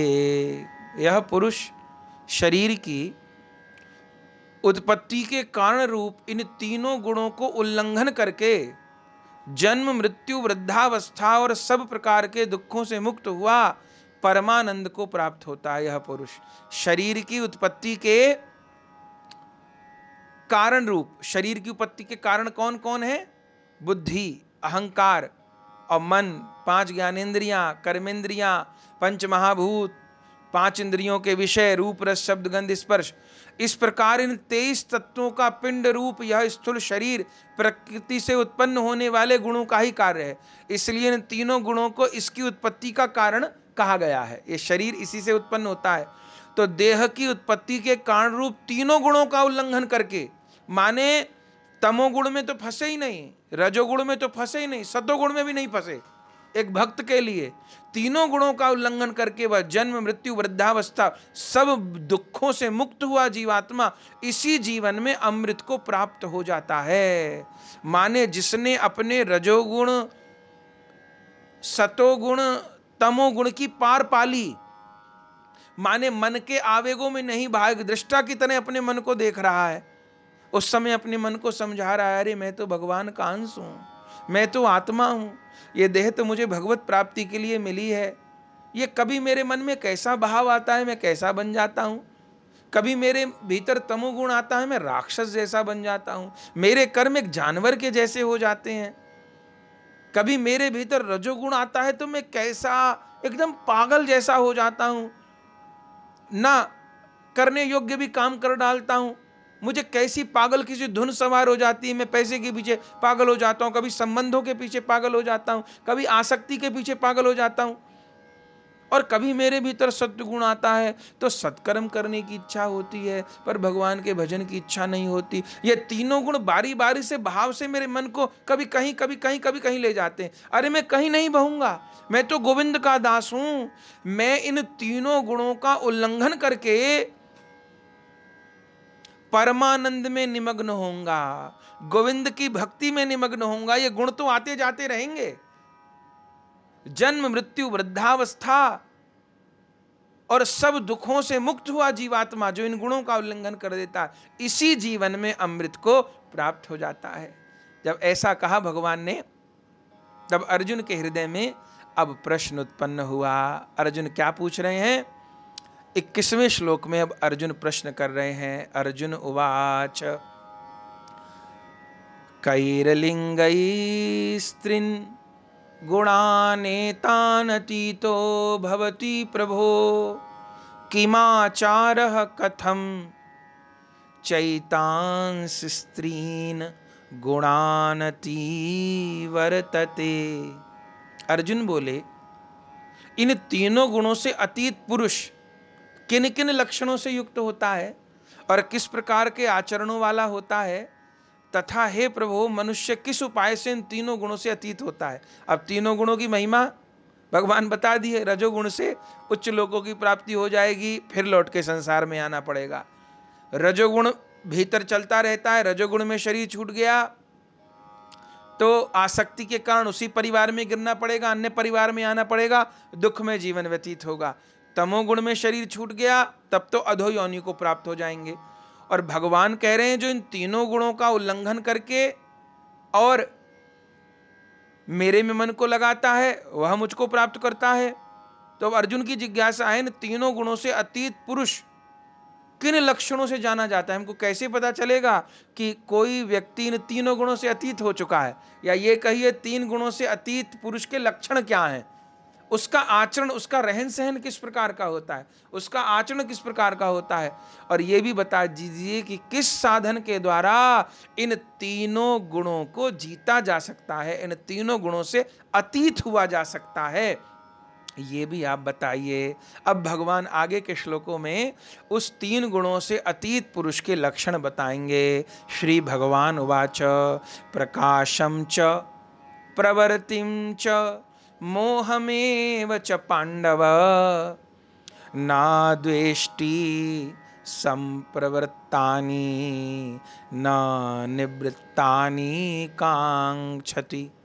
श्री भगवान बोले, हे अर्जुन, जो पुरुष सत्व गुण के कार्य रूप प्रकाश को और रजोगुण के कार्य रूप प्रवृत्ति को और तमोगुण के कार्य रूप मोहों को न तो प्रवृत्त होने पर उनसे द्वेष करता है और निवृत्त होने पर उनकी आकांक्षा करता है। माने जैसे अभी उदाहरण सुना कि समुद्र की लहरें आ रही हैं डूब रही हैं, किनारे पे खड़ा व्यक्ति आनंद ले रहा है। ऐसे वो इन तीन गुणों को आते जाते हुए देखता है। न तो राग करता है, न द्वेष करता है, ना उन गुणों के जाने पर उनकी आकांक्षा करता है। उसके कैसे गुण होते हैं? उदासीन वदासीनो गुणैर्यो न विचाल्यते गुणा वर्तन्त इत्येव योवतिष्ठति नेंगते। जो साक्षी के सदृश स्थित हुआ, गुणों के द्वारा विचलित नहीं किया जा सकता। जो साक्षी के सदृश, सबसे सुंदर उदाहरण है कि समुद्र के तट पर समुद्र की लहरों को देख रहे, यह साक्षी भाव है। जो साक्षी के सदृश स्थित हुआ, गुणों के द्वारा विचलित नहीं किया जा सकता, और गुण ही गुणों में बरत रहे हैं। माने कि ये शरीर प्रकृति के तीन गुणों से उत्पन्न है, ये इंद्रियां तीन गुणों से उत्पन्न है, तो ये तीनों गुण अपने आप में ही अपना वर्तन कर रहे हैं, गुण ही गुणों में बरतते हैं। ऐसा समझता हुआ जो सच्चिदानंद घन परमात्मा में एक ही भाव से स्थित रहता है एवं उस स्थिति से कभी विचलित नहीं होता, ये सब गुण हैं उस अतीत के। जो विचलित नहीं होता वह गुणों से अतीत हो गया है। और क्या गुण है? सम दुख सुख स्वस्थ समलोष्टाश मकांचन तुल्य प्रिया प्रियो धीरस्तुल्य निंदात्म संस्तुति। जो निरंतर आत्म भाव में स्थित है, सुख दुख को समान समझने वाला है, मिट्टी पत्थर और स्वर्ण में समान भाव वाला है, ज्ञानी है, प्रिय और अप्रिय को एक सा मानने वाला है, प्रिय और अप्रिय को एक सा मानने वाला है, और अपनी निंदा स्तुति में भी समान भाव वाला है, उसको आप इन तीनों गुणों से अतीत जानना। और कौन है? और क्या गुण है तीनों गुणों से अतीत प्राणी के? मानापमानयोस् तुल्यस्तुल्यो मित्रारिपक्षयोः सर्वारंभ परित्यागी गुणातीतः स उच्यते। जो मान और अपमान में सम है, मित्र और वैरी के पक्ष में भी सम है, और संपूर्ण आरंभों में कर्तापन के अभिमान से रहित है। माने मैं करता हूं किसी भी कर्म का, इस भाव में जो रहित है, इस भाव में जो नहीं है, वह पुरुष गुणातीत कहा जाता है। 22 से लेकर 25 तक भगवान ने उन गुणातीतों के लक्षण बताए हैं। और अब प्रभु क्या कह रहे हैं? आहा, जैसे प्रत्येक अध्याय का भगवान विश्राम भक्ति योग में करते हैं, ऐसे भगवान इस अध्याय का भी अब विश्राम की ओर है। 26वें श्लोक में भगवान कह रहे हैं, माम च यो वैभिचारेण भक्ति योगेन सेवते सगुणान समतित्यैतान ब्रह्म भूयाय कल्पते। जो पुरुष अव्यभिचारी भक्ति योग के द्वारा मुझको निरंतर भजता है, इतने गुण हों, पूर्व में जो कहे 22 से 25 तक, वह गुणों से अतीत है। और जो पुरुष अव्यभिचारी भक्ति योग के द्वारा, बहुत ध्यान देने योग बात है, भगवान भक्ति योग के साथ अब अव्यभिचारी शब्द जोड़ रहे हैं। आप देख सकते हैं गीता जी का ये 14वें अध्याय का 26वां श्लोक है। केवल भक्ति योग नहीं, अव्यभिचारी भक्ति। चूंकि अनेक लोग भक्ति तो करते हैं पर व्यभिचारी भक्ति करते हैं। व्यभिचारी भक्ति का रूप सुन चुके हैं, जिनके प्रतिदिन इष्ट बदल जाते हैं, जिनकी प्रतिदिन भावना बदल जाती है, जिनके प्रतिदिन मंत्र बदल जाते हैं, जिनके प्रतिदिन गुरु भाव बदल जाते हैं। माने जिनकी गुरु निष्ठा, नाम निष्ठा, इष्ट निष्ठा, मंत्र निष्ठा कुछ स्थिर नहीं है। वो गंगा जी गए तो गंगा राम, जमुना गए तो जमुना राम, ऐसा जिनका स्वभाव है, वह नहीं, वह इन तीनों गुणों को नहीं लांघ पाएंगे, वह भगवान को प्राप्त नहीं कर पाते। उनकी छिलछिला भक्ति ऐसी चलती रहती है। पर कौन? जो पुरुष अव्यभिचारी भक्ति योग के द्वारा मुझको निरंतर भजता है, एक निष्ठ होकर के अनन्य भाव से मुझको भजता है, अव्यभिचारी भक्ति योग के द्वारा मुझको निरंतर भजता है, वह इन तीनों गुणों को भली भांति लांघ कर सच्चिदानंद घन ब्रह्म को प्राप्त होने के लिए योग्य बन जाता है। वह ब्रह्म प्राप्ति के लिए योग्य बन जाता है।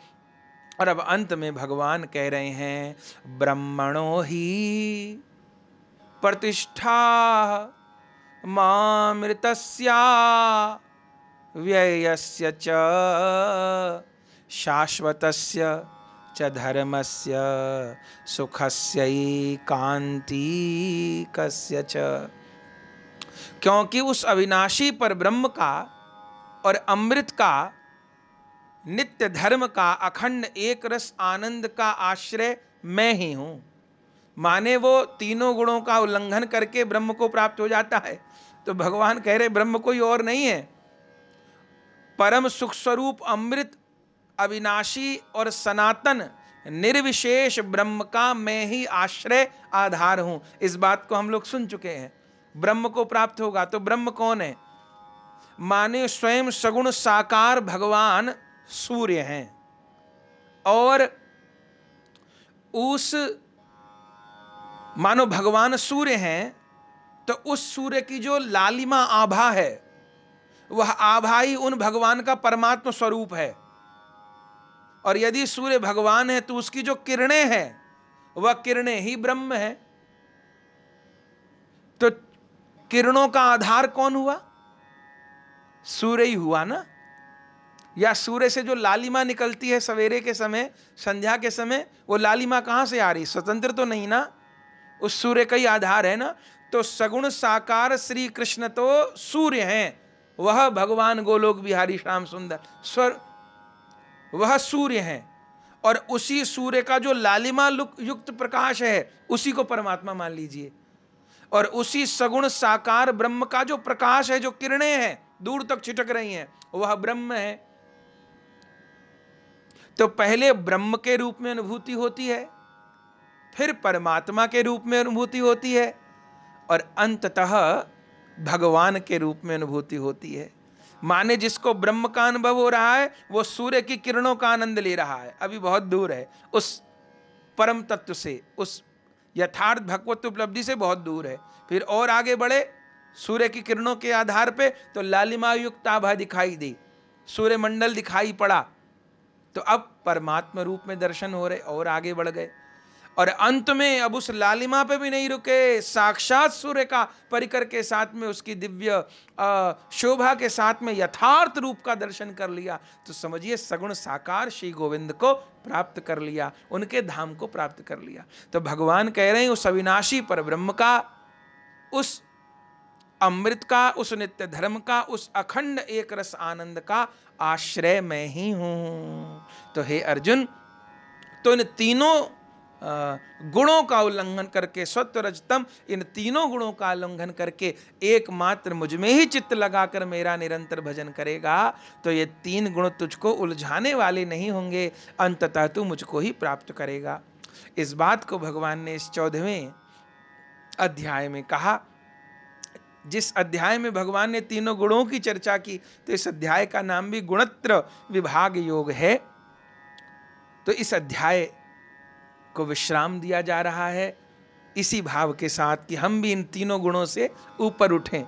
नहीं तो ये शिकायत करना एक पुराने साधक के लिए उचित नहीं है कि कभी मन लगता है, कभी नहीं लगता है, कभी इधर मन जाता है। कभी ये जानना चाहिए कि सत्वगुण रजोगुण तमोगुण का पहिया चल रहा है, लेकिन इन सत्वगुण रजोगुण तमोगुण से पीछा कैसे छूटेगा? जैसे भगवान ने बताया, जैसे जैसे मैं कृष्ण दास हूं, मैं राधा रानी की दासी हूं, मैं राधा गोविंद का हूं, इसी भाव का बार बार चित्त में चिंतन किया जाएगा,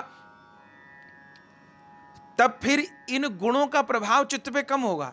ऐसे समझिए कि जैसे किसी ने कहा कि भाई कहीं चलो ना, घूमने चलो। अरे मेरा मन नहीं, मेरा मूड खराब है, मैं कहीं नहीं जाऊंगा, आज मेरा मूड खराब है। अच्छा तो ठीक है, तो मूड खराब हो गया तो मंदिर नहीं गए, बाहर घूमने नहीं गए, मित्र से बात नहीं की, ठीक है ना। मूड खराब था तो भोजन नहीं किया क्या? चलो किसी ने कहा मेरा बहुत मूड खराब था, आज मैंने भोजन भी नहीं किया, तो बताओ मूड खराब था तो जल भी नहीं पिया क्या?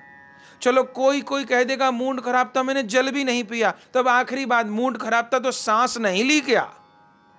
अरे वो कैसे नहीं लेंगे, सांस नहीं लेंगे तो मर नहीं जाएंगे। तो मूड खराब था, भोजन किया, जल पिया, सांस तो जरूर ली। क्यों ली? क्योंकि उस श्वास लेने को अत्यंत जरूरी समझा हुआ है। ये थोड़ी कहेंगे कि मूड खराब है आज मैं सांस नहीं लूंगा और काम छोड़ देंगे। अरे सांस नहीं लेंगे तो मर जाएंगे, क्योंकि सांस को हमने बहुत जरूरी मान लिया है, जल भोजन को बहुत जरूरी मान लिया है। तो ऐसे ही भजन करते करते करते करते एक वैष्णव के लिए भगवत सेवा, भगवत स्मरण अत्यंत जरूरी हो जाता है। भोजन और जल पीने से भी अधिक जरूरी हो जाता है, श्वास लेने जैसा हो जाता है। भोरी सखी कहती है ना, अहो लड़ेटी इतनी मोह पे कृपा करो बलि जाऊं, जागत सोवत रटो निरंतर राधा राधा नाऊं। रूप नाम में, नाम रूप में विमय है दुलराऊं, पियत छकी मतवारी प्यासी पियत न प्यास अगाऊं। उसमें कहती है, जब लो नाम श्वास तब ही लो, एक में को है जाऊं। जब मैं आपका नाम लूं तब ही श्वास लूं। तो ऐसी स्थिति जिसकी हो जाए कि जिसका ये निश्चय हो गया कि एक भी सांस मेरी नाम के बिना नहीं जाएगी, तो भैया रज तम और ये सत्वगुण क्या करेंगे, सब दूर रह जाएंगे। और हमारा मन, अब इनका प्रभाव तो चूंकि जब तक शरीर है तब तक प्रारब्ध है, ये अपने अपने समय पर सात्विक गुण का प्रभाव, राजसिक गुण का प्रभाव, तमोगुण का प्रभाव होता रहेगा। लेकिन इतनी भगवत अनुरक्ति बढ़ जाएगी कि नाम में, रूप में, लीला में और धाम में चित्त डूबा रहेगा। ये कब सात्विक गुण चले गए, कब रजोगुण चले गया, कब तमोगुण चला गया, पता नहीं पड़ेगा। और उसका चित्त श्यामा श्याम के नाम रूप लीला धाम में निमग्न रहेगा। तो यही इस अध्याय का भाव है, गुणत्रय विभाग योग है। तो हम भी गुणत्रय के प्रभाव से मुक्त होकर के श्यामा श्याम के दासत्व में, उनके लीला सुख में ही अपने चित्त को निमग्न कर पाएं, इसी भाव के साथ आज सत्संग को विश्राम दे रहे। कल फिर आगे 15वां अध्याय, जिसको पुरुषोत्तम योग कहा गया है, उसकी चर्चा करते हुए और गीता जी की यात्रा के विश्राम की ओर हम लोग बढ़ेंगे। अभी अपनी वाणी को विश्राम देते हैं, आप सबको प्रणाम करते हैं। प्रेम से कहिए जय जय श्री राधे श्याम, श्री गुरु प्रेमानंदे निताई गौर हरि बोल। प्रिय भगवत प्रेमियों, अगर यह वीडियो आपको पसंद आई तो इसको लाइक कीजिए और अधिक से अधिक शेयर कीजिए। श्री राधे श्याम। परम पूज्य श्री गौरदास जी महाराज जी के YouTube चैनल को सब्सक्राइब करें। पूज्य महाराज श्री की कथाओं को सर्वप्रथम देखने के लिए बेल आइकन दबाना ना भूलें।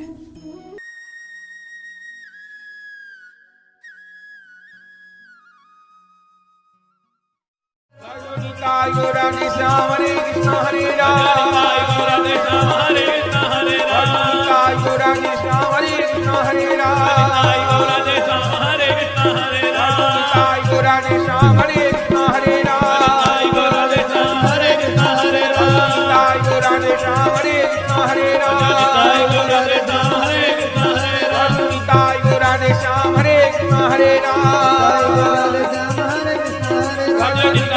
राधे श्याम हरे कृष्ण हरे राम, राधे श्याम हरे कृष्ण हरे राम,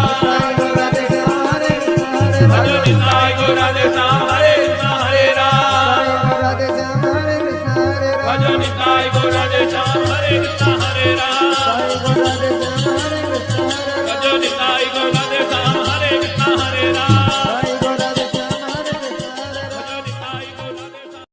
श्री वृंदावन धाम में श्री बांके बिहारी जी के मंदिर से 1 किलोमीटर की दूरी पर अटल्ला चुंगी के निकट परम पूज्य श्री गौरदास जी महाराज जी के आश्रम श्री गौर कृपा धाम का हम दर्शन कर रहे हैं, जहां श्री निताई गौरांग देव, श्री राधा गोविंद देव, श्री गिरिराज जी श्री मंदिर में विराजमान है, जहां विधिवत अष्टायाम ठाकुर जी की सेवा हो रही है। और प्रत्येक एकादशी वैष्णव साधुओं द्वारा अष्टप्रहर हरिनाम संकीर्तन होता है और कथा सत्संग हॉल एवं भक्तजनों के ठहरने के लिए एसी एवं नॉन एसी कमरे के साथ भोजन प्रसाद की उत्तम व्यवस्था सुलभ है।